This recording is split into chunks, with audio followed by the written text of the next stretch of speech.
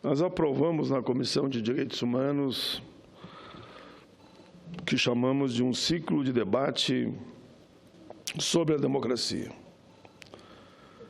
Realizamos a primeira hoje pela manhã, onde aprofundamos a democracia brasileira com juristas e também líderes dos movimentos sociais. Senhor presidente, a democracia, para mim, é a mãe de todas as causas. Quando você ataca a democracia, você está atacando os principais direitos da cidadania. Eu escrevi um livro, senhor presidente, entre tantos que escrevi, onde lá eu já dizia nesse livro que o martelo, a pedra, o fogo foram instrumentos que foram usados no longo das nossas vidas na construção da cidadania. Senhor presidente, lá eu falo sobre esse título, dizendo que o martelo é presente em todas as culturas, assumindo nos povos antigos aqueles que se dedicaram à metalurgia e que casualmente depois me tornei metalúrgico. Importante símbolo do domínio da ferramenta sobre o metal. Nos tempos modernos, senhor presidente, o martelo tornou-se o símbolo do operariado urbano. O martelo tem, sim, uma simbologia com a democracia, com o direito do voto, a liberdade, a justiça, a igualdade, a fraternidade, a solidariedade, o Estado democrático de direito, a Constituição cidadã, que eu participei de 1988, uma das cartas mais avançadas de todos os tempos no Brasil. Senhor presidente, Itamar Mota, temos que estar atento e vigilante para que tudo isso que eu falo sobre a democracia, falo da nossa Constituição, não seja desrespeitada, atacada, rasgada. O dicionário Aurélio traz a palavra democracia com o seguinte significado: governo do povo, soberania popular, doutrina ou regime político baseado nos princípios da soberania popular e da distribuição equitativa do poder. Quem tem medo do voto? Quem tem medo da democracia? Não precisa repetir aqui, senhor presidente, que a Constituição cidadã garante que todo o poder emana do povo e a ele seja assegurado. Lembro, senhor presidente, que tem uma outra descrição que diz: democracia, sistema em que cada cidadão participa do governo, democratismo, a influência do povo no governo de um Estado, a política ou a doutrina democrática, o povo e as classes populares. Homens vêm há séculos tratando desse tema, expondo os seus entendimentos e suas reflexões, porque ninguém inventou no mundo um sistema melhor que a democracia. Os mais conhecidos são os de Atenas. Para Platão, a democracia é uma constituição agradável, anárquica e variada, distribuidora de igualdade, indiferentemente a iguais e a desiguais. Aristóteles dizia que a democracia surgiu quando, devido ao fato de que todos são iguais, em certo sentido, acreditou-se que todos fossem absolutamente iguais, sim, entre si. O conceito de democracia tem sido construído por milênios e, por isso, ele devia ser acalentado, acariciado, embalado e não maculado, e não atingido. Nossa democracia é tão jovem, está, sim, senhor presidente, sendo atacada mais uma vez na história desse país. desde a democracia direta dos atenienses, passando pela democracia representativa contemporânea, até a democracia participativa, que cada vez mais tem tomado espaço no debate público, seu significado permanece o mesmo.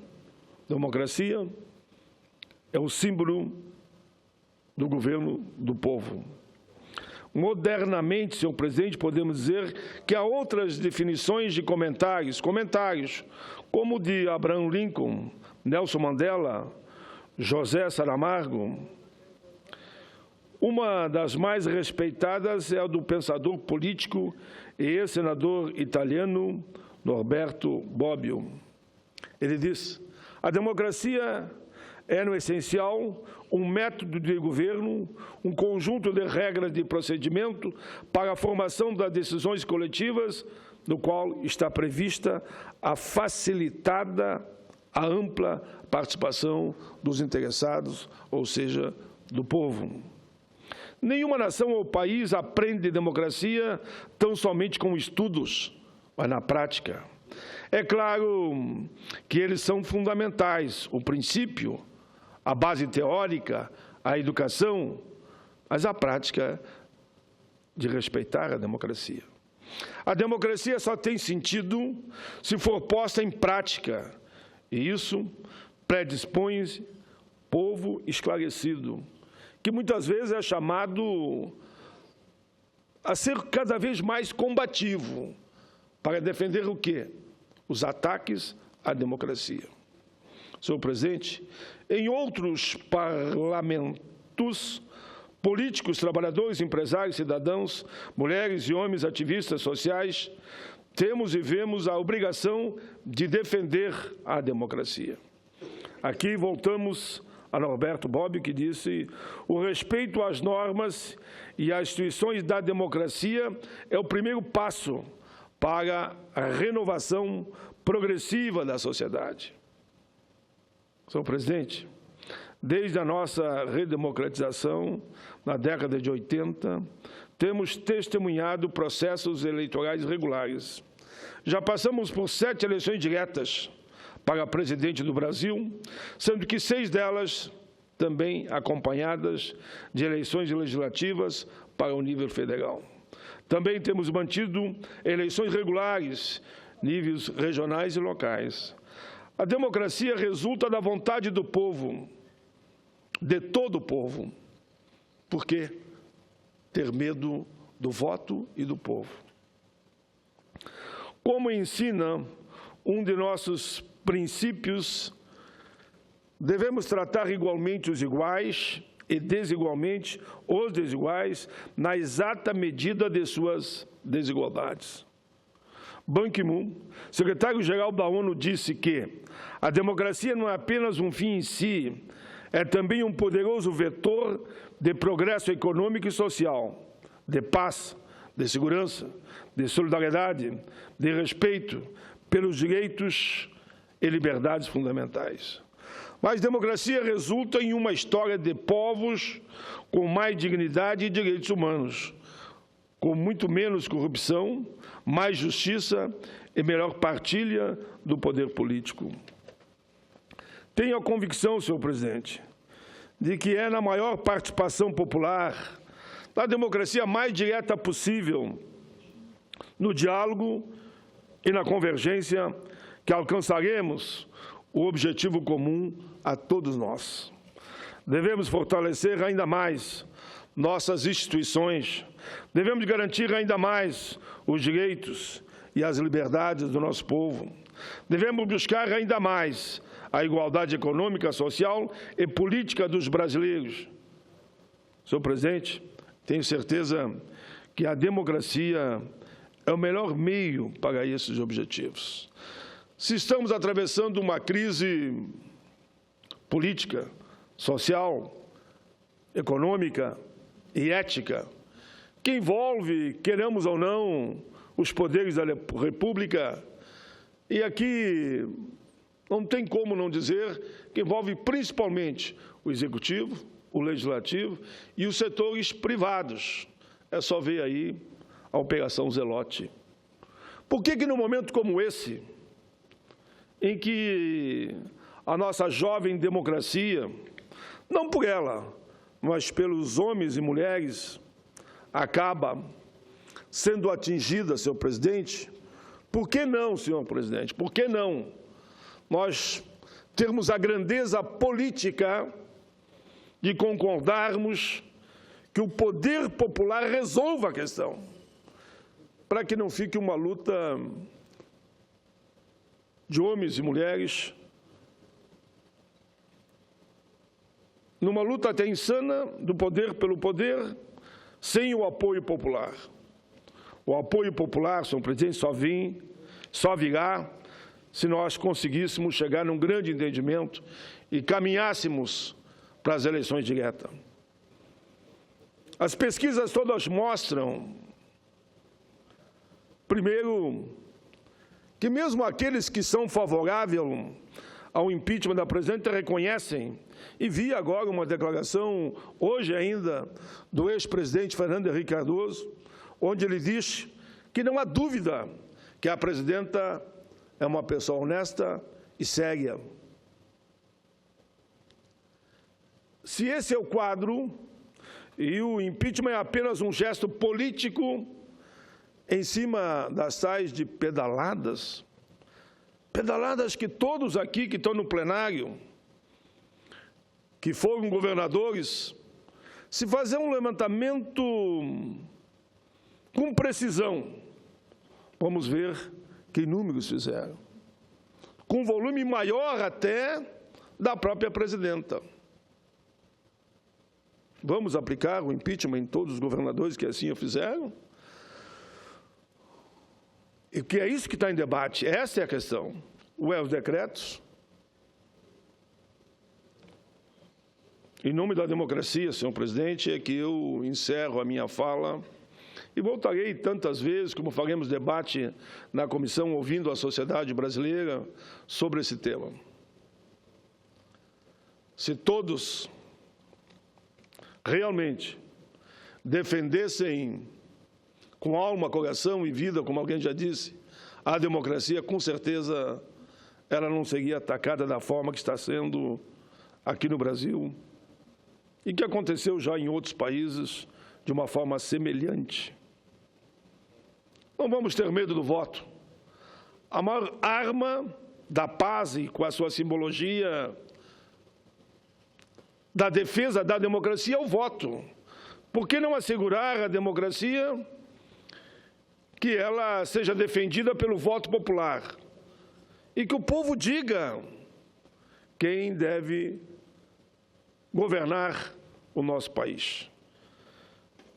Fica aqui mais uma vez esse apelo, no sentido de que aqueles que querem chegar ao poder de qualquer jeito, não importa por que via, cheguem ao entendimento que a democracia é o melhor caminho. Senhor presidente, com a democracia é tudo. Sem a democracia não chegaremos a lugar nenhum. Eu tenho uma enorme preocupação, confesso, senador Waldraupp e senador Telmaggi, eu tenho uma enorme preocupação. Independente do resultado agora do dia 11 e mesmo do resultado dali a 6 meses, nós teríamos um quadro muito delicado no país.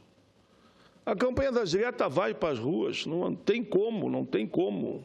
Ela vai para as ruas de forma natural a partir do dia 11. E por que a gente não procura construir um entendimento para que a gente não fique mais 6 meses e depois da última votação de quem tiver aqui 2/3, que quem tiver 2/3 é que vai decidir, né? Que vai decidir. Eu tenho dito que hoje ninguém tem 54 e ninguém tem 28. Mas tudo pode acontecer no longo desses 6 meses. Porque muitos senadores que votarão aqui pela admissibilidade, não dou a lista, mas mais de 10 me disseram, voto agora, não tenho voto definido lá na frente, na hora do mérito. E eu cheguei a fazer a leitura, e vou concluir, de 2 cenários bem práticos. Cenário número 1, daqui 6 meses a presidente volta. Digamos que seja afastado pela admissibilidade. O que vai acontecer?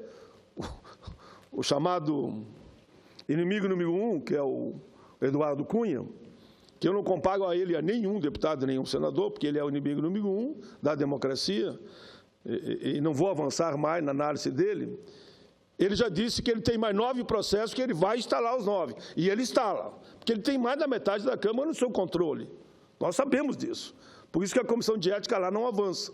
E ele instala, então, mais 9 processos. Ficaremos todo o ano de 2017 discutindo de novo o impeachment. Cenário 2, senhor presidente. A presidenta seja afastada definitivamente daqui a 6 meses. O que vai acontecer? Um presidente, no caso ele, que é o vice hoje, se caso assumir, com a aceitação de 8% da população, a campanha vai para as ruas ao natural. Nós voltaremos a ter os Cavaleiros da Esperança, lembrando o falecido Teotônio Vilela, pelo país, buscando que a gente tenha um presidente eleito pelo voto direto e reconhecido pela população. Quem é que se sustenta com 8% ou com 5%, que vai terminar em 8%, 5%? Não se sustenta, senhor presidente, não se sustenta. Por isso que, nesse momento, para mim, a grandeza política seria fazermos um acordo com a presidenta e com o vice. Olha, vamos para as urnas agora, no dia 2 de outubro, e pelo voto direto a população decida se deve ser um candidato do PMDB, um candidato do PSDB, um candidato da Rede, um candidato do PDT, que todos já têm candidato, um candidato do Partido Comunista, que já sei que tem candidato aqui no plenário. Vou dizer, o senador Cristóvão, né, que se filiou recentemente, poderá ser candidato. Temos Ciro pelo PDT, temos o Michel, provavelmente, pelo PMDB, o outro nome, só estou lembrando aqui nomes.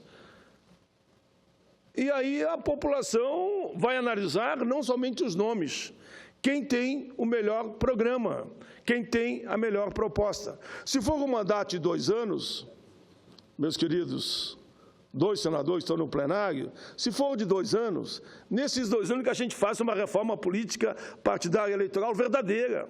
E há 2 caminhos. Um diz que convocaríamos grandes figuras, mas também eleitos pelo voto direto nesses 2 anos, que seria uma assembleia revisional, temática, para discutir isso. E aqueles que fossem eleitos, eu defendo que fosse 1/4, que dá em torno de 122, baseado nos 513 deputados hoje, ficariam só fazendo esse debate. Concluída a reforma, eles não poderiam concorrer, porque aquela história de legislar em causa própria.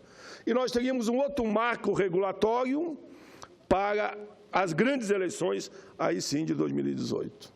Mas são ideias, são caminhos. Nós, aqui na tribuna, temos essa obrigação de apontar caminhos e não ficar mais no ataque pessoal desse ou daquele político, embora há uma unanimidade hoje no país, que é aquele que poderá ser o vice-presidente da República, é o Eduardo Cunha. Isso é unanimidade. Todos nós sabemos que aí não há. Pelo menos eu não vi ninguém aqui nessa tribuna do Senado, até hoje, fazer uma defesa do atual presidente da Câmara. Já vi do Michel, o atual vice-presidente da República, mas não vi ninguém fazer uma defesa. Então, se esse é o quadro, por que não caminhamos para um grande entendimento? Voltaremos amanhã. Que Deus ilumine a todos nós, em nome, não de pai, de filho, disso ou daquilo, mas em nome do povo brasileiro. Que aqui não estou falando em nome do povo brasileiro, mas que a gente trabalhe para melhorar a qualidade de vida do conjunto do povo brasileiro, que são 210 milhões de pessoas. Obrigado, presidente.